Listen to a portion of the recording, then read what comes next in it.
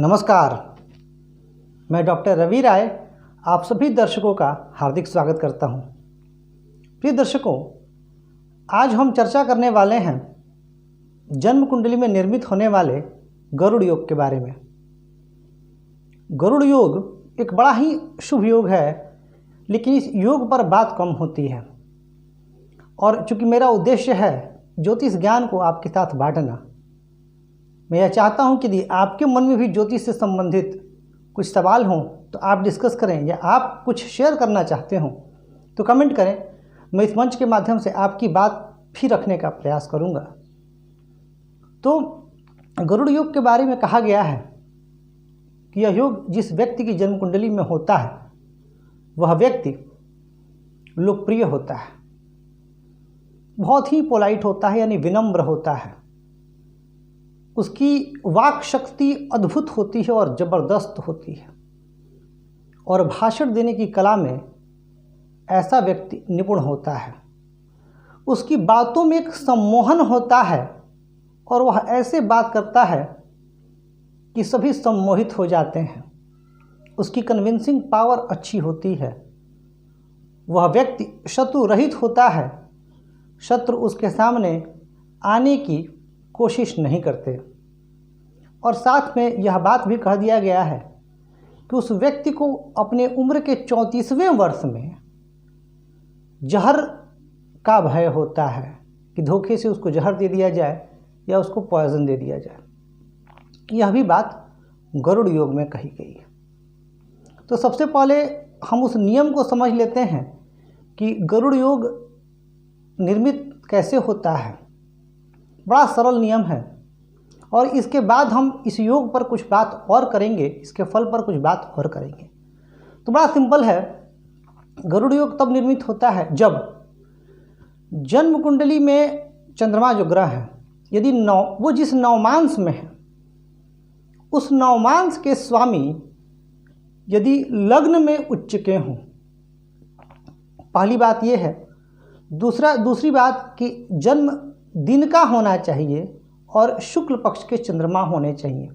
यह 3 नियम है, और हम तीनों नियम को बड़े आसानी से समझते हैं। पहला क्या गया, कहा गया कि चंद्रमा जिस नवमांश में हो उसके स्वामी लग्न कुंडली में उच्च के होने चाहिए। यह लग्न कुंडली आपके सम्मुख है। मान लेते हैं कि किसी व्यक्ति की नवमांश कुंडली, जिसको हम D9 चार्ट भी बोलते हैं, D9 चार्ट में चंद्रमा तुला राशि में है।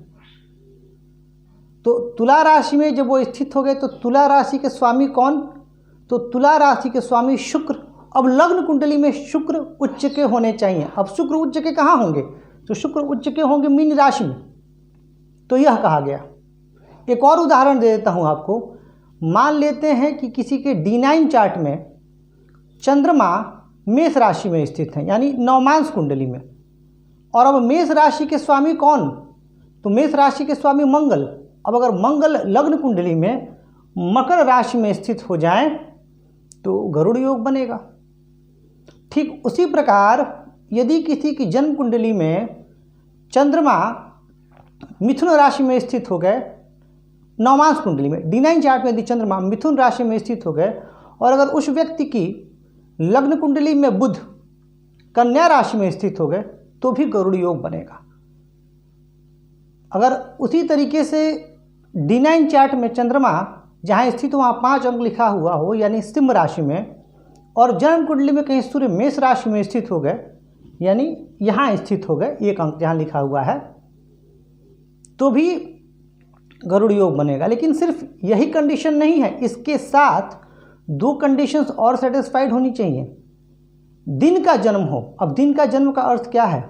सूर्योदय के बाद और सूर्यास्त से पहले। और साथ ही यह कह दिया गया कि चंद्रमा शुक्ल पक्ष के हों। अब शुक्ल पक्ष का इसलिए कहा गया कि चंद्रमा बली होते हैं। अब यहाँ पर इस योग में चंद्रमा का, अगर चंद्रमा पक्ष बली होते हैं और पूर्ण बली होते हैं तो और अच्छा।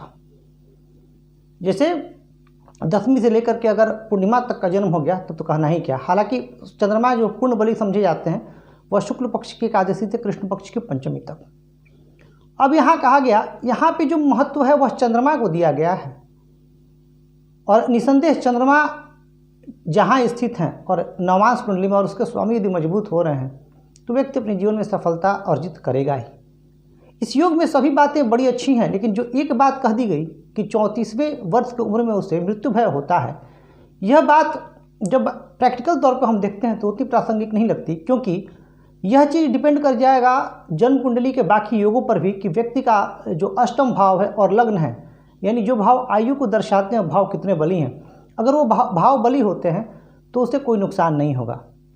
और प्रैक्टिकल तौर पर जिसकी जन्म कुंडली में गरुड़ योग होता है वह लोकप्रिय होता है, वाक्पटु होता है, और ऐसे व्यक्ति जीवन में अच्छा पद मान सम्मान अर्जित करते हैं। तो यह था गरुड़ योग। आप अपनी जन्म कुंडली देखें, अपनों की जन्म कुंडली देखें और देखें कि क्या यह स्थिति बन रही है, और अगर यह स्थिति बन रही है तो अत्यंत शुभ, और गरुड़ योग का प्रभाव जीवन में बहुत श्रेष्ठ होता है।